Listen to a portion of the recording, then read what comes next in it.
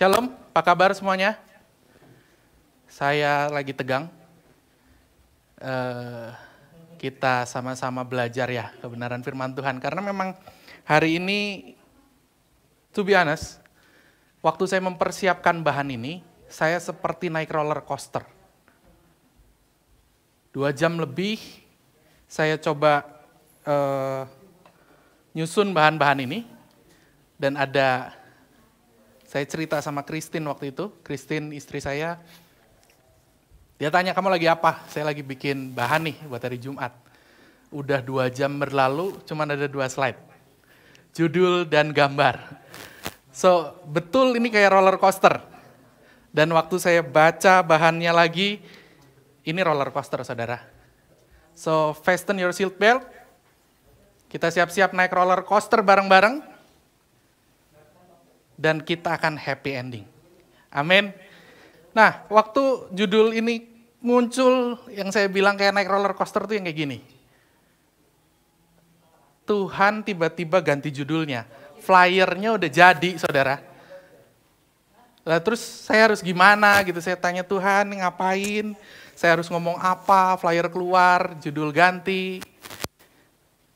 Tapi saya percaya satu hal bahwa Dia, Tuhan yang gak pernah salah judul. Amin. Kita mulai ya. Oke, sorry delay. Ini, Following Jesus. Kisah Rasul 11 ayat 26. Mereka tinggal bersama-sama dengan jemaat itu 1 tahun lamanya. Sambil mengajar banyak orang. Di Antiochialah murid-murid itu untuk pertama kalinya disebut Kristen. Nah, waktu kata following Jesus itu muncul, saya terus bingung, Tuhan autofokus sama following Jesus apa nyambungnya? Dan Tuhan kasih clue nih, satu ayat ini nih. Apa sih Kristen itu? Kristen itu kan pengikut Kristus. Kalau nanti saudara cek di Wikipedia, mau di googling dimanapun, Kristen ini artinya pengikut Kristus. Terus apa maksudnya pengikut Kristus itu? Dari ayat ini kita lihat sesuatu yang unik.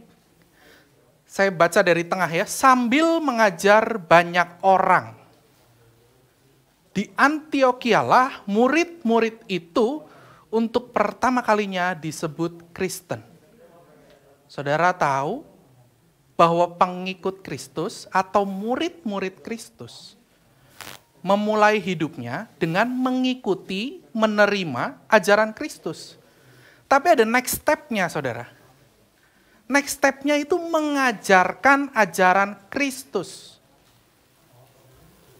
Dan mereka disebut Kristen, mereka disebut pengikut Kristus karena mereka menghidupi teladan Yesus. So sekarang saya mau tanya sama saudara, berapa banyak saudara yang di sini yang ngaku sebagai orang Kristen? Banyak yang ngaku, ada yang malu-malu. Kalau masih malu, kalau masih nggak yakin, dilihat KTP-nya. Kalau memang bukan Kristen nggak apa-apa, sekarang saudara tahu, ini orang Kristen harus gimana nih. Dan saudara mulai identifikasi diri saudara, ada di mana saudara? Apakah saudara sedang menjadi seorang yang menerima nih ajaran Kristus? Seperti hari ini, lagi kita bahas tentang firman Tuhan, tentang ajarannya Tuhan. Dan saudara sedang mendengarkan. Atau saudara sedang mengajarkan ajaran Kristus seperti saya di sini. Saat ini. Ini salah satu cara mengajarkan ajaran Kristus. Tidak selalu harus khotbah. Tapi ini salah satu caranya. Kalau ada yang mau atau yang sudah berada di posisi ini, nanti cepat-cepat hubungin saya, hubungin Ko Yosi, hubungin Ko Edwin. Kita sama-sama belajar di sini. Tapi di balik semuanya itu, saudara tahu satu hal yang menarik. Para murid Kristus disebut orang Kristen. Karena orang-orang bisa lihat. Murid-murid Kristus ini hidupnya seperti Yesus. Dia bukan cuma ngajarin ajaran yang Kristus ajarkan, tapi dia hidup seperti Kristus hidup. Dan itu yang harus kita lakukan hari-hari ini. Kalau semua orang memang tidak semua orang dapat karunia mengajar. Tidak mudah untuk bisa berdiri di sini, khotbah, ini memang gak gampang. Tapi satu hal gampang, waktu saudara tahu bagaimana Yesus hidup, dan saudara mulai menghidupi hidup itu. Semua orang bisa mulai lihat, ada Yesus dalam hidup saudara. Amin. Nah, hari ini kita akan belajar hal ini. Kalau saudara lihat gambar ini, kira-kira hari ini kita akan belajar apa? Ini sebuah ilustrasi yang menggambarkan keseluruhan pelajaran hari ini. Ini gambar yang jelas nggak jelas. Yang jelas di sini ada 3 tokoh. Ada perahu, ada murid, ada Yesus. Yesusnya yang mana terserah saudara. Sesuai dengan yang saudara bayangkan. Mau Yesus yang gondrong, Yesus yang pendek, yang rambutnya spike, terserah. Tapi yang pasti di gambar itu ada Yesus, ada murid, ada perahu. Dan satu faktor lagi, perahu tentunya berjalan di atas air. Hari ini kita belajar ini ya. Oke, ada beberapa perahu di sini. Saya nggak bocorin dulu, biar nggak cepat-cepat kepengen selesai. Karena pelajarannya panjang, saya bilang, waktu saya nyusun, saya kayak kerasa naik roller coaster, at least saudara ngerasain sedikit lah. Biar sama feel-nya. Lukas 5 ayat 3-5. Ia naik ke dalam salah satu perahu itu, yaitu perahu Simon. Dan menyuruh dia supaya menolakkan perahunya sedikit jauh dari pantai. Lalu ia duduk dan mengajar orang banyak dari atas perahu. Setelah selesai berbicara, ia berkata kepada Simon, "Bertolaklah ke tempat yang dalam dan tebarkan jalamu untuk menangkap ikan." Simon menjawab, "Guru, telah sepanjang malam kami bekerja keras dan kami tidak menangkap apa-apa. Tetapi karena engkau menyuruhnya, aku akan menebarkan jala juga." Cerita ini tuh most likely kita semua udah tahu. Perjumpaan pertama Yesus dengan para murid. Tokoh utamanya di sini Petrus. Kalau ngikutin pelajaran saya dari beberapa waktu yang lalu gampang. Clue-cluenya itu pokoknya yang ayatnya saya warnain merah. Yang warna-warni. Kita akan bahas itu gitu. Ayat ketiga, ia naik ke dalam salah satu perahu itu, yaitu perahu Simon. Saudara, kejadiannya hari itu murid-murid nggak dapat ikan. Mereka semalam-malaman berburu ikan. Saya nggak nemu kalimat yang tepat. Mancing enggak karena nebar jala. Ya kira-kira berburu ikan lah. Semalaman nggak dapat. Dan saudara tahu zaman itu nggak ada kulkas. Hidup mereka ditentukan hasil tangkapan mereka hari itu. Jadi waktu mereka kembali ke darat, mereka nggak bawa apa-apa. Mereka siap puasa. Kalau sehari-hari, kalau sekali, 2 kali, mereka mungkin siap untuk puasa. Tapi itu hidup mereka, saudara. Nah, hidup yang Petrus lagi alamin itu, dia udah lagi loyo, dia males gitu ya untuk, aduh Tuhan, capek nih gitu. Tahu-tahu ada selebgram, kalau bahasa sekarang tuh selebgram lah. Pastor in style, karena kalau Yesusnya biasa-biasa aja, dia nggak akan narik banyak orang. Ini tiba-tiba ada seseorang yang wow gitu, dia datang sama Petrus, dia bilang, masuk, dia naik, Yesus naik ke perahu Simon. Simonnya nggak minta, tapi Simon masuk. Yesusnya masuk ke perahu Simon. Terus apa yang Yesus lakukan di situ? Khotbah, KKR, karena pengunjungnya banyak gitu. Ia duduk dan mengajar orang banyak dari atas perahu. Setelah selesai berbicara, berarti udah amin. Khotbahnya udah selesai. Ia berkata kepada Simon, bertolaklah, berangkat lagi ke tempat yang lebih dalam, tebarin lagi jala kamu. Simon itu kira-kira kalau saya jadi Simon ya, saya bisa mikir gitu. Saya mau ngomong sebetulnya sama Yesus. Yesus, kamu kan selebgram, kamu kan pendeta. Saya nelayan. Hukum alamnya cari ikan malam. Bukan sekarang, bukan pagi-pagi nih, bukan siang hari kayak gini. Tetapi karena engkau yang nyuruh, ya udah deh, saya tebarin jalannya. Satu peristiwa yang mau saya sampaikan di sini. Petrus hadir di sebuah ibadah. Petrus dengerin khotbahnya Yesus. Bahkan dia bukan cuman pendengar, dia itu ikut pelayanan. Dia yang nyiapin perahunya kok. Yesus numpang di perahunya Yesus.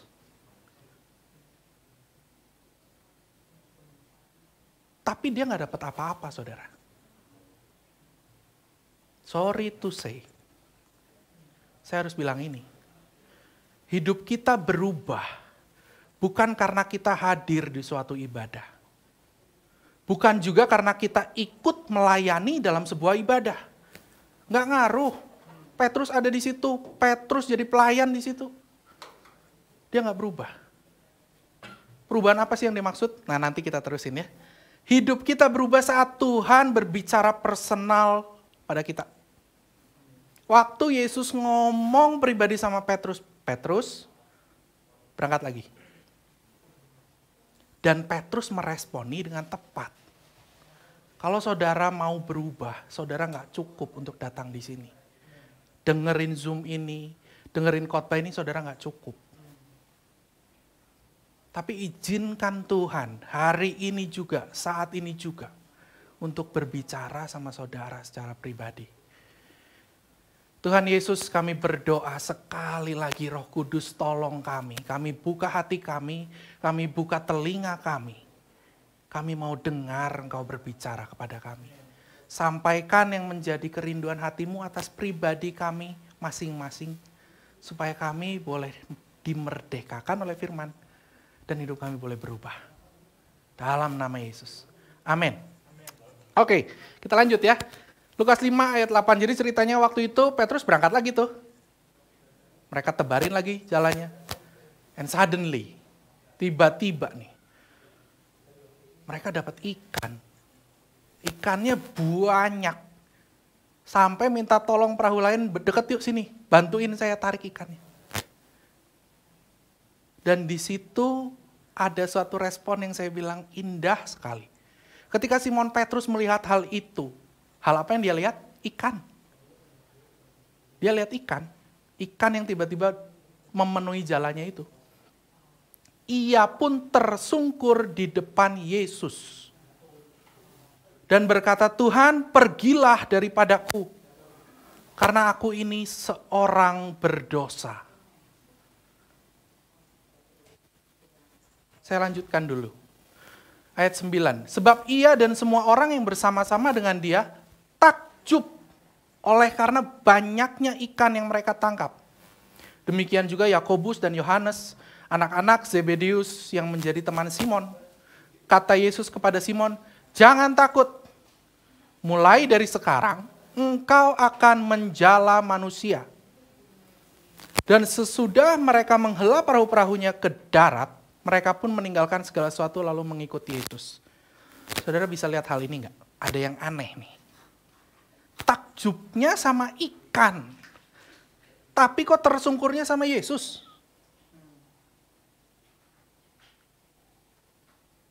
Seberapa sering kita tertipu hal ini? Kita dapat sesuatu yang wow, yang kita tahu itu karena Tuhan. Tapi fokus kita belok sama yang Tuhan kasih. Bukan sama Yesus. Yuk belajar sama Petrus. Dia takjub sama ikan. Tapi dia tersungkur di depan Yesus. Dan berkata, pergilah daripadaku, karena aku ini seorang berdosa. Saudara ingat, di awal tadi, apa yang Yesus lakukan? Yesus masuk ke perahunya Petrus. Hari ini, Yesus bilang sama kita, let me come in. Izinkan saya masuk. Mungkin respon kita seperti Petrus, Tuhan saya orang berdosa. It is done. Yesus bilang, it is done. Aku tahu kamu berdosa, tapi aku mengasihimu. Dan aku mau masuk ke perahumu. Apakah kita mau mengizinkan hal itu? Yuk kita cek autofokus kita. Apakah Yesus sudah menarik perhatian kita? Atau cuman apa yang Yesus berikan yang menarik perhatian kita? Berkat, kesehatan, hubungan. Apalagi yang kita butuh sekarang? Vaksin. Apa hal-hal itu yang lebih menarik buat kita daripada Yesus? Kita harus koreksi itu. Dan apakah Yesus sudah menjadi prioritas hidup kita? Saudara, saya balik lagi ke ayat 11. Dan sesudah mereka menghela perahu-perahunya ke darat, mereka pun meninggalkan segala sesuatu lalu mengikut Yesus. Mereka pergi buat cari ikan. Di tengah danau, mereka dapat ikan banyak sekali. Tapi waktu mereka ketemu sama pribadinya Yesus, ikan itu jadi nggak ada harganya, saudara. Mereka balik ke darat, bukan jual ikan. Mereka balik ke darat, tinggalin perahunya, ikut Yesus. Saya nggak lagi ngajakin saudara di sini untuk lepasin pekerjaan saudara, tinggalkan keluarga saudara, no. Yang saya bilang di sini, sudahkah Yesus menjadi prioritas di dalam hidup kita? Ini autofokus yang harus kita buat. Settingan pertama dari autofokus. Kenapa judulnya autofokus? Mulai dapat clue ya. Ini dari perahu ke-1, kita dapat autofokus yang pertama. Apakah Yesus sudah menarik perhatian kita? Sorry harus ganti mic, ini lebih baik. Oke. Yang kedua,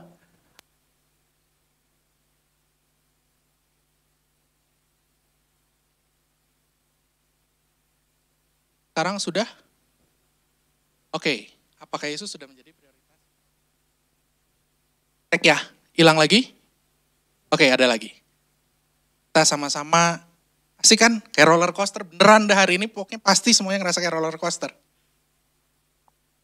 So, ini autofokus pertama. Kalau yang suka nyatet, boleh dicatat. Kalau yang enggak, nanti bisa lihat lagi resumenya di YouTube. Kita lanjut ya. Yesus dan perahu kedua. Matius 8 ayat 23 sampai 27. Ada yang tahu nggak cerita ini? Ini pokoknya hari ini kita cuma berbicaranya tadi. Yesus perahu murid, Yesus perahu murid. Dan mulai tebak-tebakan aja. Siapa yang tahu ada berapa perahu di cerita Yesus, di situ kita akan selesai. Oke? Ayat 23, lalu Yesus naik ke dalam perahu dan murid-muridnya pun mengikutinya. Sekonyong-konyong mengamuklah angin ribut di danau itu, sehingga perahu itu ditimbus gelombang. Tetapi Yesus tidur. Maka datanglah murid-muridnya dan membangunkan dia. Katanya, Tuhan, tolonglah, kita binasa. Ia berkata kepada mereka, mengapa kamu takut? Kamu yang kurang percaya. Lalu bangunlah Yesus menghardik angin dan danau itu. Maka danau itu menjadi teduh sekali. Dan heranlah orang-orang itu katanya, orang apakah dia ini? Sehingga angin dan danau pun taat kepadanya. Oke. Ceritanya common lagi, kita tahu nih cerita ini. Waktu naik perahu murid-muridnya Yesus, ada Yesus di situ, mereka kena badai tapi Yesusnya tidur. Terus Yesusnya dibangunin. That's it, that's the story. Tapi pelajaran apa yang harus kita dapat di sini? Saudara lihat ayat 23. Lalu Yesus naik ke dalam perahu. Yesusnya sama-sama naik dalam perahu ya. Apa yang beda? Dan murid-muridnya pun mengikutinya.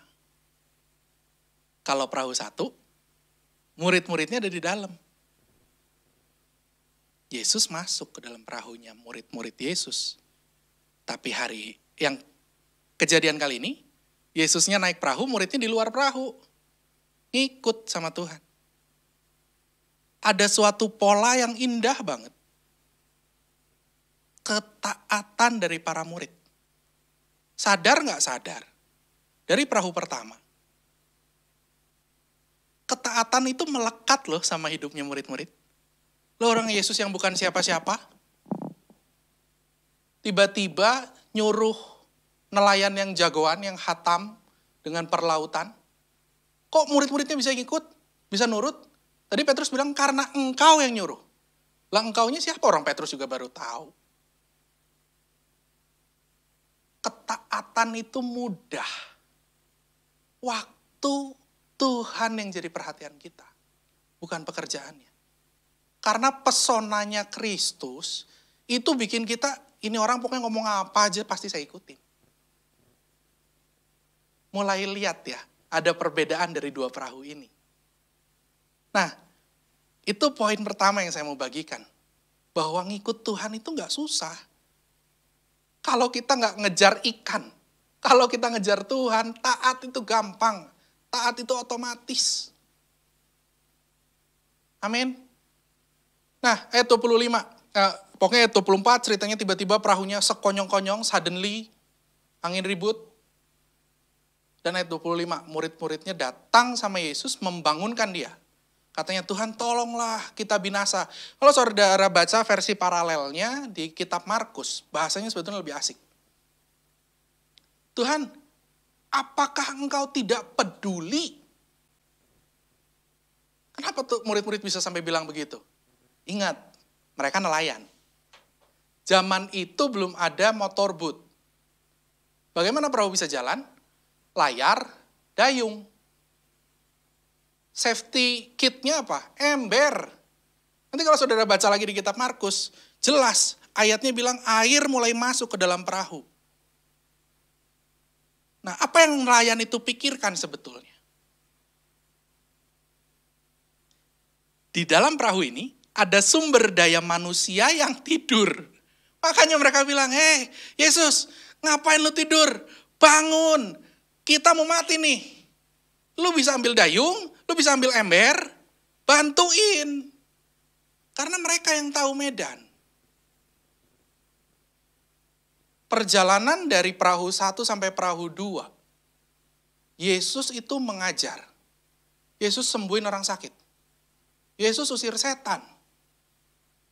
Mereka percaya nggak hal itu? Percaya, makanya diikutin terus Yesusnya. Tapi mereka nggak percaya. Mereka belum percaya karena belum lihat. Nah, ini penyakit nih. Sampai hari ini ada satu statement, no picture, hoax. Hey, Alkitab bilang manusia hidup berbagai orang yang tidak melihat namun percaya. Loh kok kita mau ikut-ikutan yang no picture hoax? Mereka belum lihat, mereka belum ngalamin Yesus meredakan badai. Makanya mereka pikir gue bangunin Yesusnya, at least dia bantu kita ngedayung untuk segera keluar dari badai ini, atau ngentengin perahu dari air, supaya kita nggak tenggelam. Itu yang mereka pikirkan.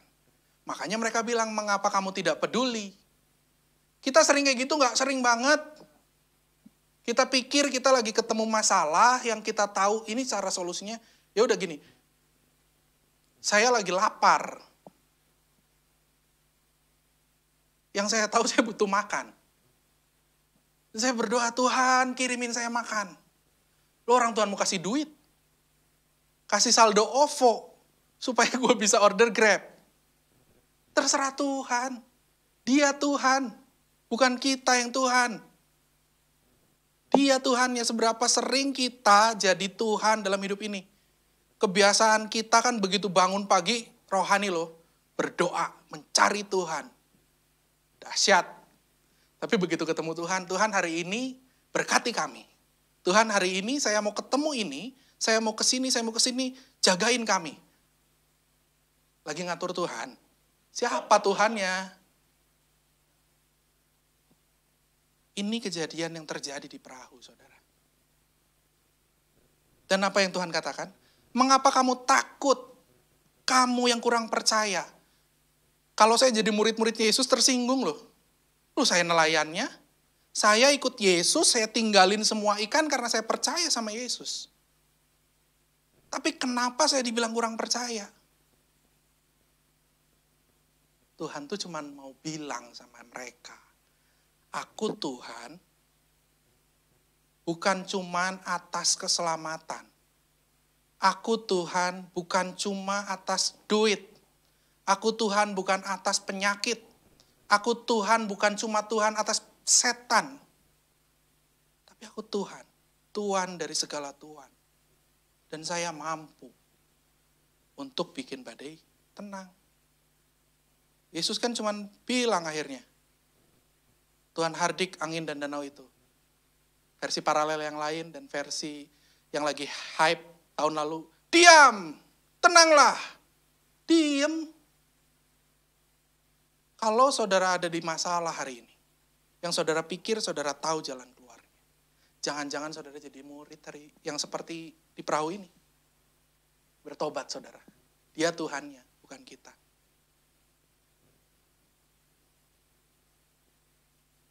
Mengikut Yesus tidak memberikan jaminan bebas masalah.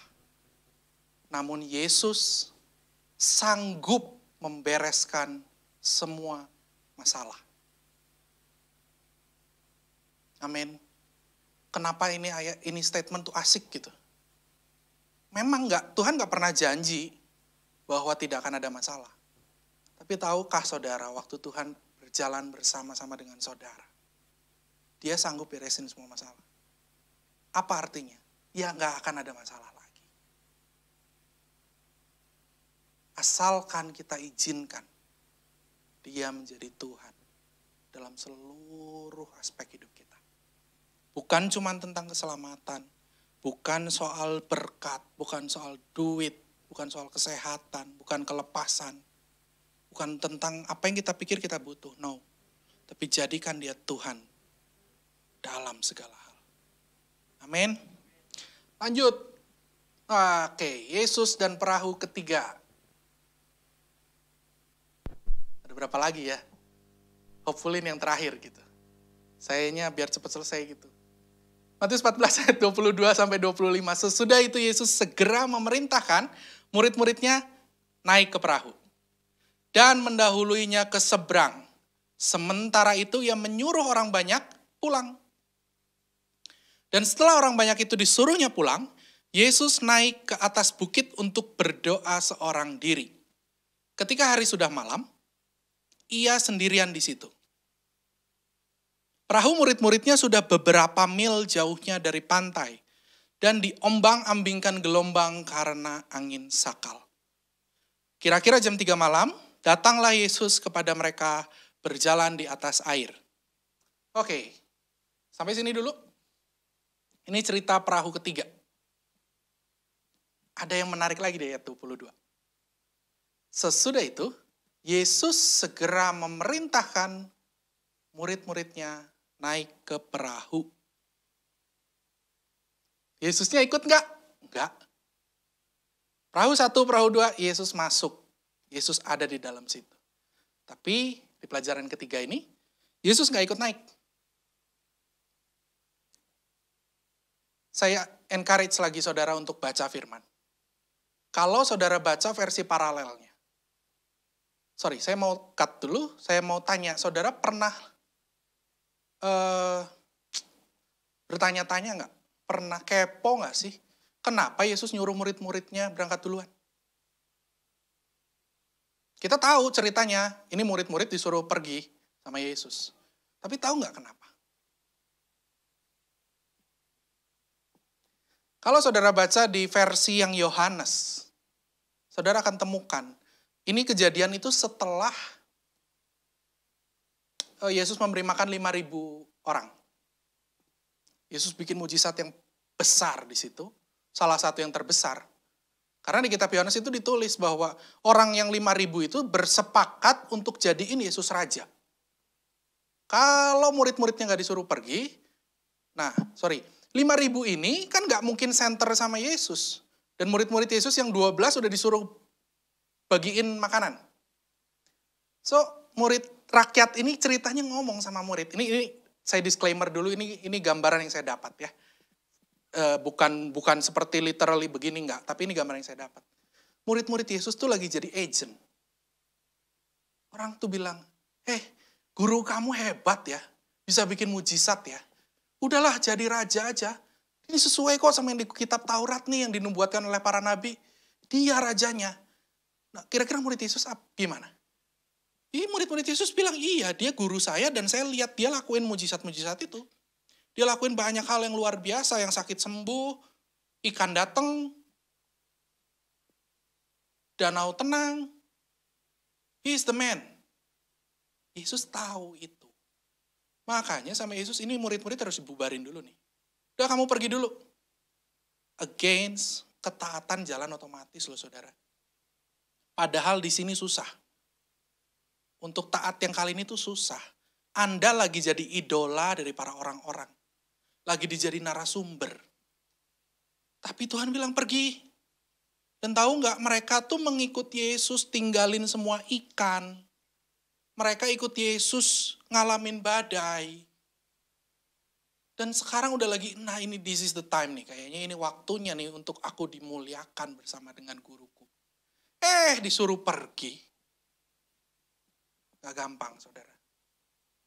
Tapi ketaatan yang otomatis itu gampang.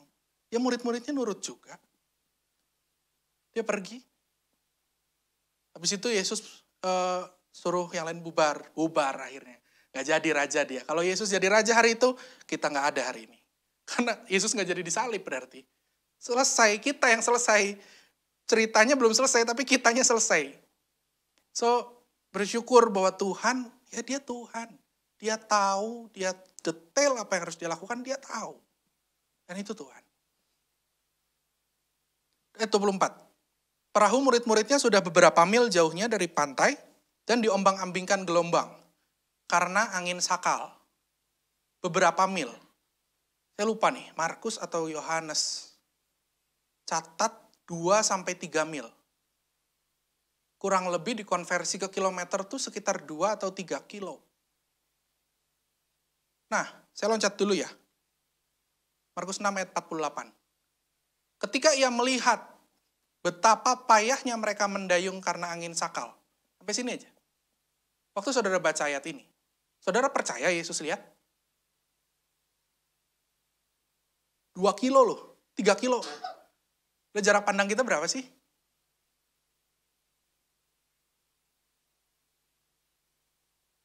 Kalau saudara masih belum bisa percaya hal ini, saudara belum yakin dia Tuhan. Dia Tuhannya. Dan sebetulnya evidence-nya masih masuk akal nggak? Masuk akal. Yesus naik ke atas bukit. Dari atas bukit yang lihat, wih, murid-murid gue lagi susah tuh. Kena badai itu. Apa yang gue lakuin ya? Dia lihat. So hari ini, kalau, bentar ya. Saudara nggak bisa lihat saya nih. Gak bisa kan? Tapi saya masih bisa lihat saudara. Itu Tuhan, saudara. Walau kita gak lihat Tuhannya, walau Tuhan gak ada satu perahu sama kita, dia yang nyuruh tinggal ikut, dia yang tanggung jawab. Itu Tuhan. Gak selamanya Tuhan kelihatan, tapi sampai detik ini pun saya masih ngelihat. Ada yang angguk-angguk, ada yang geleng-geleng, ada yang lagi nunduk. For now I'm the God. For now only gitu. Tapi sekarang enggak. Balik lagi. Ini Stephen. Kita nggak perlu untuk selalu bisa lihat Yesus. Nggak perlu. Saya cuma mau kasih tahu. Nanti masih ada lanjutannya. Di cerita ini, bagaimana walaupun Yesus nggak ada di situ. Dan tadi di lagu pun, saya lupa lagu yang mana gitu ya. Tapi tadi dinyanyiin, bahwa Yesus tuh berdoa untuk kita loh. Waktu dia naik ke atas bukit, dia lihat murid-muridnya. Emang nggak didoain? Didoain juga. Cuman apa yang didoain saya nggak tahu. Saya nggak ada di situ dan saya bukan Tuhan gitu. Tapi saya tahu kalau lagunya berkata seperti itu. Dan firman-Nya tercatat begitu. Sekali-kali aku tidak akan meninggalkan engkau. He really means it. He's the God who keep the promise. Oke? Ayat 25, angin sakal. Nah, saya bilang di sini, ketaatannya murid-murid itu amazing, it's luar biasa. Saudara tahu nggak angin sakal itu apa? Apa yang saudara bayangkan waktu angin sakal? Waktu saya baca ayat ini simple, oh ya badai, angin. Ternyata spesifik, angin sakal itu adalah angin yang berhembus melawan arah dari perahu. Kalau saya jadi muridnya Yesus, baru 3 kilo, puter balik, dayung sebelah kiri, puterin perahunya, balik ke darat, orang muter lewat darat juga bisa. Tapi kenapa murid-murid nggak ngelakuin itu? Karena mereka dengar ordernya, Yesus bilang, pergi ke seberang. Ya udah, mereka steady. Mereka terus berjuang di situ. Dan ayat 25, kira-kira jam 3 malam, datanglah Yesus kepada mereka. Kenapa sih harus jam 3 malam? Kalau saudara, kenapa nggak jam 4 gitu? Bener, kenapa nggak jam 4, kenapa nggak jam 12, kenapa nggak jam 1? Kenapa harus jam 3 malam gitu? Nanti kalau saudara cari referensi yang lain, saudara akan menemukan. Ada versi yang berkata bahwa jam 3 malam ini adalah waktu di mana langit paling gelap sebelum matahari muncul. So, ada yang menerjemahkan, ada yang menafsirkan bahwa ini adalah your darkest moment. Waktu tergelap Anda. Titik di mana Anda nggak sanggup, Anda udah gelap, nggak kelihatan apa-apa. Yesus datang. Saya setuju sih sama statement itu. Tapi untuk kali ini Roh Kudus ngomong sama saya bahwa karena Tuhan tahu waktu, Tuhan tahu jam. Jamnya Tuhan, bukan jamnya kita. Dan dia Tuhannya. Lagi saya mau bilang dia Tuhannya. Dia tahu waktu. Dia mau datang terserah dia, waktunya dia. Yang jelas waktunya dia pasti yang tepat. Kalau itu waktu terberat saudara, ya itu waktu yang tepat kata Tuhan. Tapi kalau kata Tuhan, oh masih bisa. Walaupun Tuhan menilai, kita ngerasa kita masih bisa ngelewatin ini. Tapi Tuhan bilang, no, it's my time to come. He will come.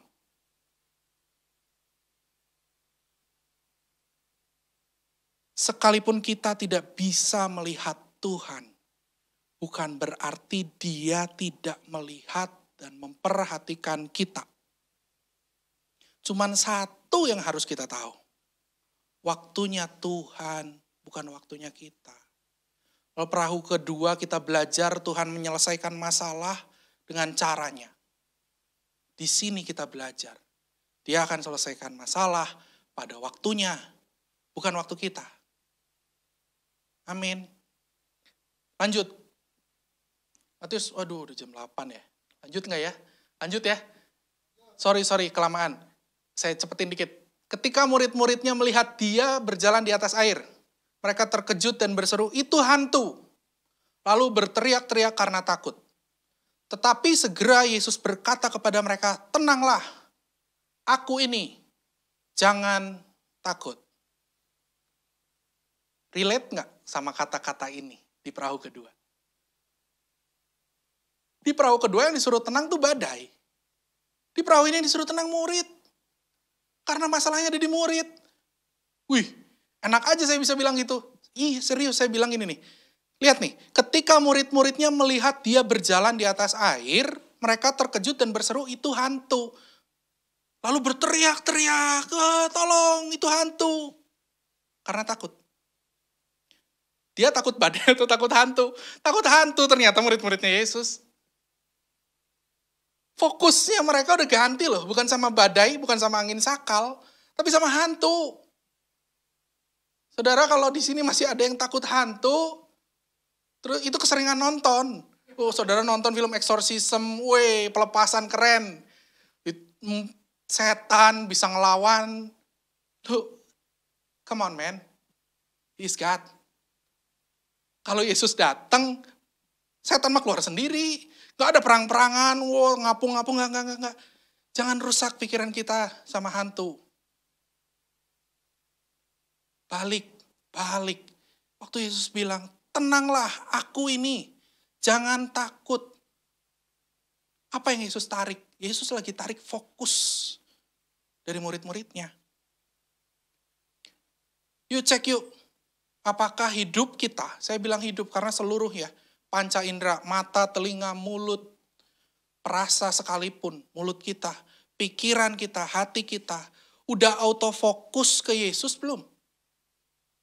Kalau dari yang pertama bisa autofokus ke Yesus, Petrus kasih lihat tuh contohnya, dia tarik autofokusnya langsung ke Yesus, bukan ke ikan. Kalau di perahu kedua, mereka juga autofokusnya benar ke Yesus, walaupun salah persepsinya, tapi mereka cari Yesus. Nah di perahu ketiga ini mereka udah gak cari Yesus. Mereka cuma bilang itu hantu. Sampai Yesus harus ngomong, ini aku. Ayat ini dipakai juga di perjanjian lama. I am is I am. Tuhan cuma mau bilang, ini aku Tuhan. Ini aku gurumu. Dia mau tarik fokus kita balik. Kembali lihat Yesus. Nah, periksa yuk hidup kita. Udah belum? Kalau saya ngaku belum. Saya ngaku belum. Dan gak apa-apa kalau belum. Karena apa? Petrus juga belum. Kita belajarnya kan dari Petrus. Hari ini ternyata tokoh di Alkitab, di gambar tadi, salah satu mukanya mulai tergambarkan jelas, itu Petrus. Nah, ayat 28, lalu Petrus berseru dan menjawab dia, Tuhan, apabila engkau itu, suruhlah aku datang kepadamu berjalan di atas air. Kata Yesus, datanglah. Maka Petrus turun dari perahu dan berjalan di atas air mendapatkan Yesus. Tetapi ketika dirasanya tiupan angin, takutlah ia dan mulai tenggelam lalu berteriak, Tuhan tolonglah aku. Kalau fokus kita masih belum keset sama Yesus, it's okay, gak apa-apa. Petrus juga kayak gitu. Makanya Petrus bilang, Tuhan, apabila engkau itu. Petrus di sini yakin gak itu Tuhan? Belum. Untung aja gak dibilang hantu, kalau engkau itu, biar aku ke situ. Karena Petrus gak yakin itu Tuhan. Dia butuh konfirmasi. Kita banget gak? Kita banget. Kalau kita dengar untuk melakukan sesuatu, disuruh, listen to me, he is God. Dia bisa berbicara lewat banyak hal. Melalui firman, yang saudara baca, yang saudara dengar, film yang lagi saudara tonton, obrolan dari siapapun, dia Tuhan. Dia bisa ngomong sama saudara. Tinggal saudara mau denger gak? Saudara mau tahu gak? Atau seperti Petrus, konfirmasi dong. Suruhlah aku datang kepadamu, berjalan di atas air. Kata Yesus, datanglah. Bahasa Inggris, come.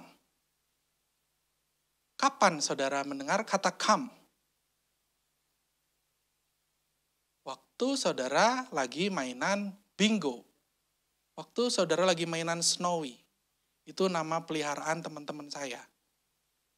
Sebagai tuannya kan panggil, Snowy, come.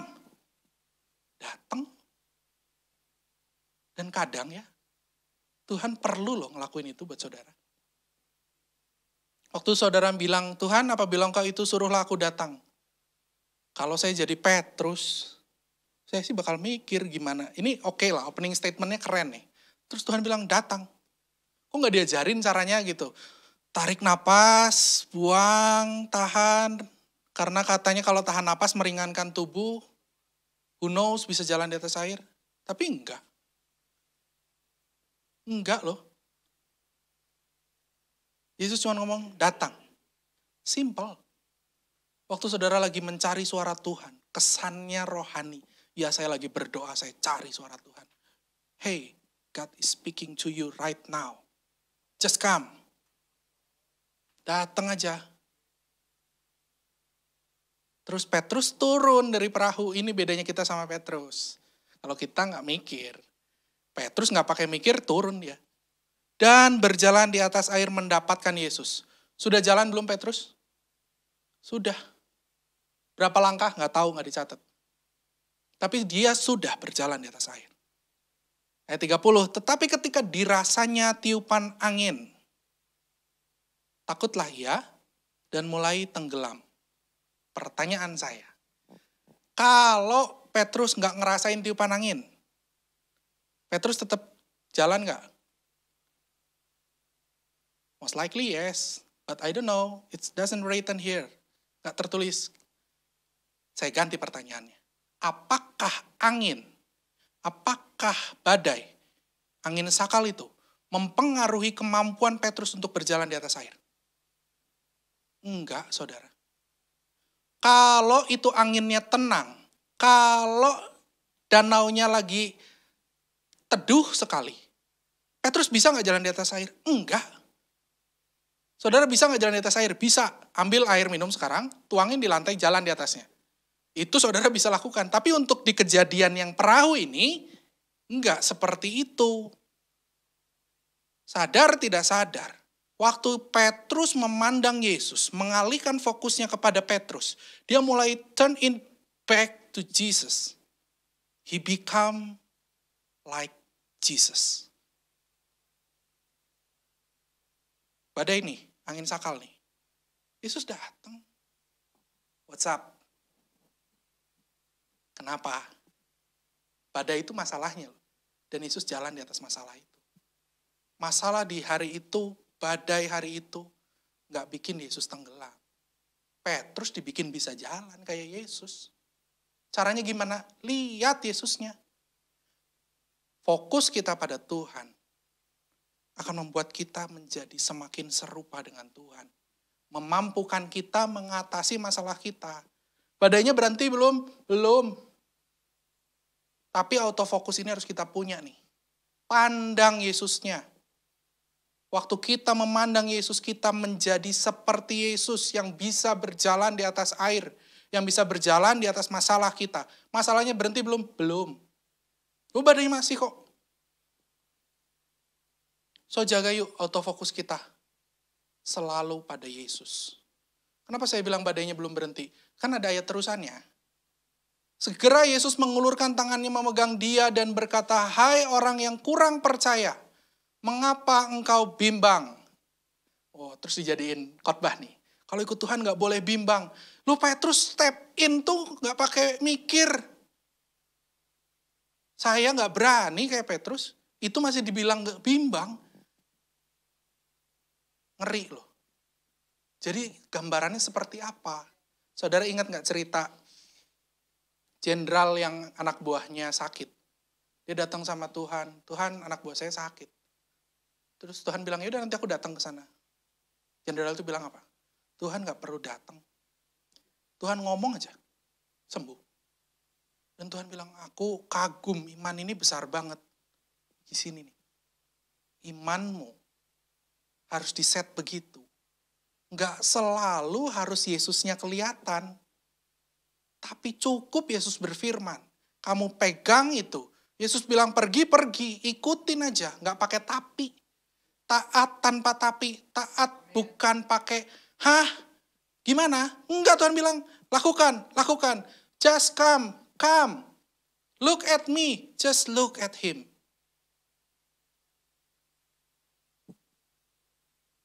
Lalu mereka naik ke perahu dan angin pun redalah. Waktu Yesus pegang tangan Petrus. Petrusnya udah tenggelam. Petrus lupa dia tuh nelayan. Seberapa sering di sini kita yang lupa sama jati diri kita. Nelayan mah pasti bisa berenang. Loh, baru nyemplung sedikit ngomong, oh Tuhan tolong saya tenggelam gitu. Hey, waktu masalah menguasai fokusmu, kehilang kemampuanmu. Tapi yang penting, Yesus pegang tangannya. Yesus narik. Balik gak ke perahunya? Balik. Jalan gak? Saya yakin dan percaya jalan, walaupun gak ditulis. Gak mungkin Yesus nyeret Petrus kayak suster ngesot gitu. Gak mungkin. Pasti diangkat, naik, berjalan di atas air itu, balik ke perahu.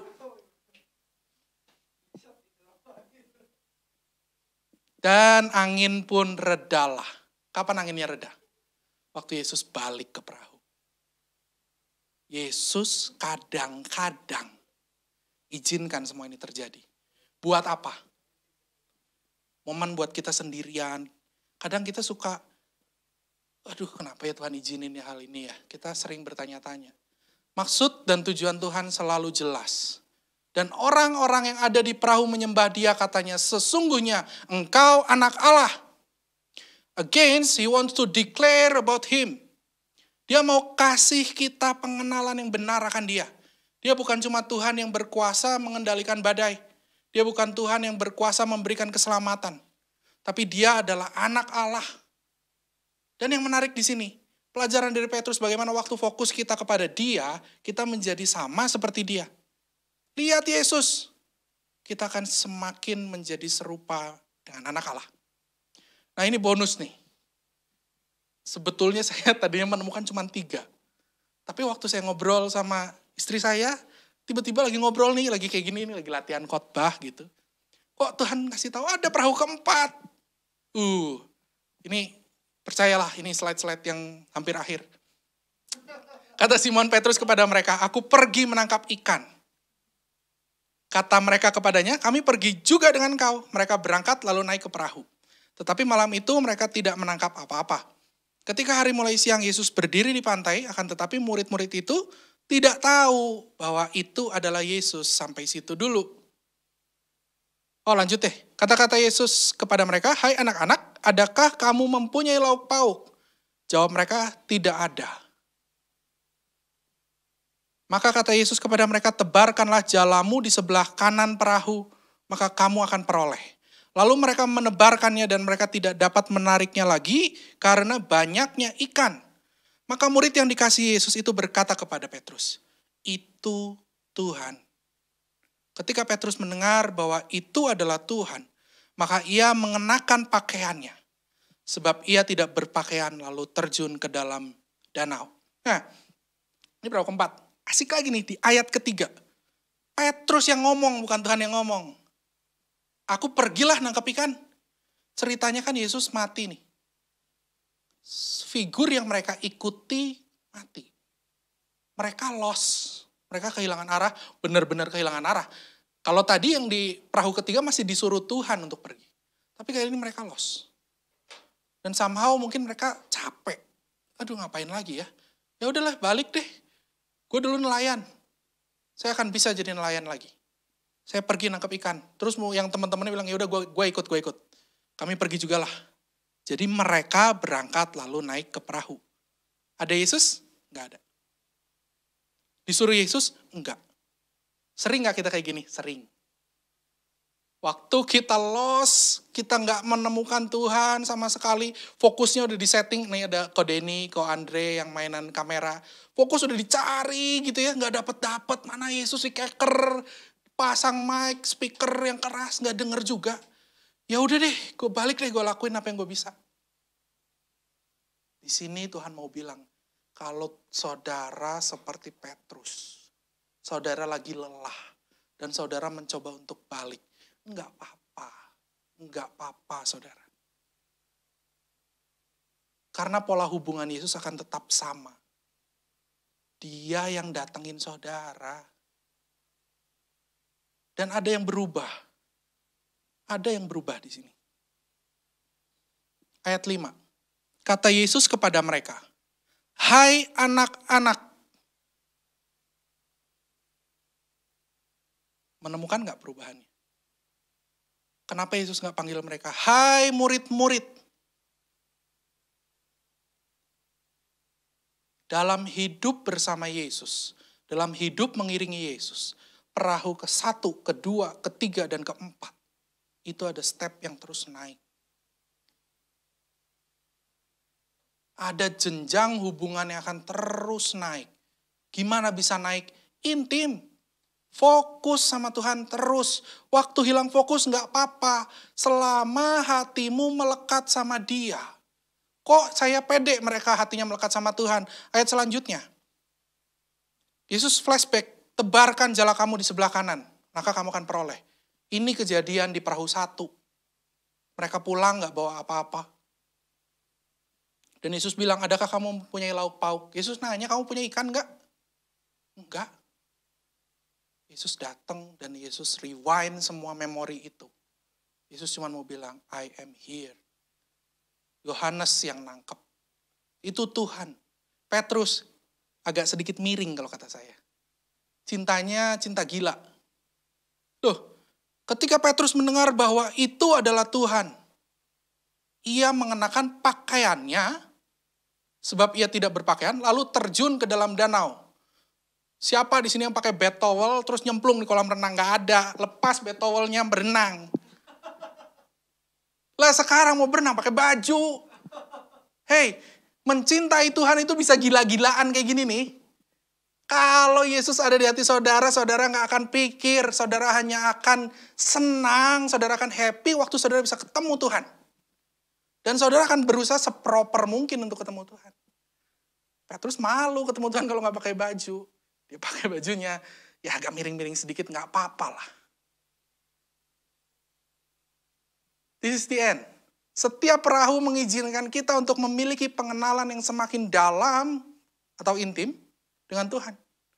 Arahin terus yuk pandangan kita. Sampai jadi autofokus terus sama Tuhan. Autofokus tuh fokusnya tahu-tahu dapet. Handphone saudara tuh autofokus tuh. Waktu lagi saudara buka kamera, saudara mau foto satu objek. Dari yang blurry tahu-tahu dapet. Tajam gambarnya. Nah, pandangan kita sama Tuhan tuh latih terus sampai jadi begitu. Gimana caranya? Saya harus bilang sorry. Kalau selama ini kita tekankan baca firman, baca firman, baca firman. Kalau itu belum cukup, saudara mungkin harus nambahin berdoa dengan benar.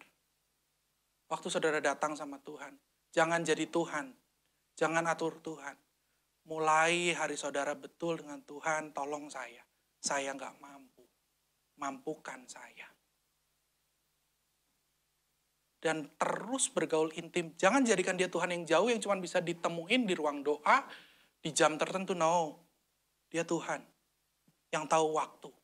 Dia Tuhan yang selalu ada walaupun kita tidak lihat. Bagian kita cuma percaya dia ada. Itu iman. Dan kita mulai libatkan dia dalam hidup kita sehari-hari. Karena itu adalah kunci untuk kita boleh semakin mengenalnya dan intim berhubungan dengan Tuhan. 3 minggu lalu gambar ini muncul. Hamba dosa. Petrus tadi orang berdosa kan? Dia ada di perahu ke-1. Terus waktu dia ikut Tuhan, dia jadi orang merdeka seketika. Otomatis juga dia jadi hamba kebenaran. Taat menjadi gaya hidup yang naturally keluar. Dan waktu dia mulai terus memandang Yesus, dia menjadi anak Allah. Suatu hubungan yang lebih dekat dari sekedar hamba. Dari anak Allah, tambah lagi jadi sahabat Allah. Kemudian menjadi mempelai Kristus. Saya dengan istri saya itu dulunya sahabatan. Temenan, sahabatan, cem-ceman, menikah. Tuhan mau kayak gitu sama saudara. Gak peduli saudara lagi ada di tangga yang mana. Gak peduli saudara lagi ada di perahu yang mana. Yang Tuhan mau just focus at me, come to me. Kalau gak mau come juga, Tuhan datang sama saudara. Tuhan punya pola hubungan yang selalu datang sama saudara. Tinggal saudara mau terima atau tidak. Ayat terakhir. Nah, katanya tadi terakhir, yang kali ini beneran terakhir. Udah hampir sampai kita. Matius 16 ayat 15. Lalu Yesus bertanya kepada mereka, tetapi apa katamu? Siapakah aku ini? Yesus nanya sama murid-muridnya. Menurut kamu, aku ini siapa? Ada yang bilang kamu Elisa, Elia, ada yang bilang ini, ada yang bilang itu. No. Menurut kamu, siapa aku ini? Tuhan mau pengenalan yang pribadi. Bukan katanya, bukan sewajarnya, bukan setahu saya, tapi betul pengenalan yang pribadi. Nah, pengenalanmu akan menentukan kenikmatanmu. Wih, semuanya mau. Saya nggak menemukan kata yang lebih tepat untuk menggantikan kenikmatan ini. Tapi ada bonusnya. Dan tanggung jawabmu. Saya balik ke gambar ini ya. Saya pakai ilustrasi, disclaimer dulu, saya pinjam namanya Pak Jokowi. Kalau saudara jadi hamba kebenaran, saudara jadi pegawainya Jokowi, saudara dapat fasilitasnya Jokowi nggak? Dapat sedikit. Saudara tahu pekerjaannya Jokowi nggak? Tahu sedikit. Sesuai yang bosnya kasih tahu. Waktu saudara jadi anaknya Jokowi, saudara dapat fasilitas lebih nggak? Yes. Saudara mulai dapat pas pampres yang awal, yang jagain saudara. Saudara dapat satu fasilitas-fasilitas yang nggak didapat sama seorang hamba. Bisa mulai merintah-merintah pas pampresnya. Kalau hamba nggak mungkin. Tapi ada yang, ini again saya cuma mau bilang ini gambaran yang saya dapat ya. Saudara bisa dapat lebih. Karena tadi di awal kita udah berdoa, Roh Kudus akan berbicara pribadi lepas pribadi. Saya cuma share apa yang saya dapat. Tidak semua hal yang orang tuanya tahu disampaikan ke anaknya. Tapi biasanya sahabat tahu lebih banyak daripada anaknya. Ada seorang teman saya yang setelah papanya meninggal, sahabat papanya datang, tahu nggak papa kamu tuh menilai kamu begini. You should be like this. This is his dream about you. Sahabatnya yang tahu, bukan anaknya. Nikmat nggak? Nikmat. Anda semakin tahu apa yang Tuhan mau dalam hidup saudara. But at the end, mempelai Kristus. Cuman Ibu Iriana Jokowi yang tahu apa yang Pak Jokowi mau. Tanpa Pak Jokowi ngomong. Dan ini goal yang harusnya kita capai. Gak perlu terus-terusan Tuhan ngomong. Gak perlu terus-terusan Tuhan hadir dan menunjukkan dirinya. Jangan-jangan nanti dia dibilang hantu lagi. Yang dia mau, kita tahu apa yang dia mau. Dan itu tanggung jawab, itu nikmat. Tapi itu tanggung jawab. Sejelek-jeleknya pegawainya Jokowi, kalau dia korupsi, gak akan berimpact banyak sama hidupnya Jokowi. Tapi kalau istrinya Jokowi selingkuh, hancur nama Jokowi. Dan itu tanggung jawab kita. Susah? Susah. Mau dibikin gampang? Ko Edwin udah kasih tahu caranya. Izinkan Yesus menjadi orang Kristen di dalam hidupmu. Pandang dia, bagian kita cuma memandang Yesus. Izinkan Yesus yang jadi orang Kristen dalam kita. Karena cuma Yesus yang terbukti pribadi yang tidak gagal menyelesaikan tugasnya dari dia lahir. Dia tetap taat sampai mati di kayu salib. Amin. So, saya selesai. Saya izinkan saudara mulai buka sabuk pengaman saudara. Kita berdoa dulu yuk. Sekali lagi, Bapa kami bersyukur, kami berterima kasih Engkau berbicara banyak bagi kami. Biar firman-Mu ini menjadi benih yang tertanam di hati yang subur. Yang berakar kuat, bertumbuh dengan lebat, dan berbuah dengan lebat. Thank you Lord, biar buah ini pun bisa dirasakan oleh banyak orang. Orang boleh melihat hidup kami, melihat Yesus. Ajar kami memiliki autofokus sama Engkau yang benar. Memiliki pandangan yang selalu fokus sama Engkau. Bukan atas masalah kami, bukan atas kebutuhan kami, bukan atas kelelahan kami. Tapi betul hanya kepadamu saja. Di dalam nama Tuhan Yesus kami bersyukur. Dan hari ini aku berdoa Tuhan untuk setiap anak-anak-Mu di tempat ini. Setiap yang rindu mendengar suara Engkau dengan lebih jelas. Mari Roh Kudus, kami berdoa, kami bersepakat di dalam nama Yesus. Aku mulai buka telinga rohaninya. Aku buka mata rohaninya. Mereka terus bisa melihat Engkau. Mata iman mereka mulai aktif melampaui mata jasmani mereka.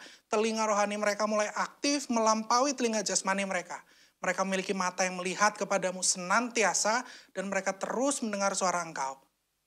Tiba-tiba peka, tiba-tiba tahu, tiba-tiba taat. Karena mereka ketemu sama Engkau. Pribadi yang begitu luar biasa. Dalam nama Yesus kami percaya karunia rohani untuk mendengar suaramu ini terbuka dengan instan. Mudah sekali hari ini, setiap yang rindu mendengar suara Tuhan akan mulai mendengar suara Tuhan dengan jelas. Salah dengar nggak apa-apa, salah langkah nggak apa-apa. Karena Tuhan Yesus tetap sayang sama kita. Dia sendiri akan datang, pegang tangan kita lagi dan angkat kita. Di dalam nama Yesus. Haleluya. Amin.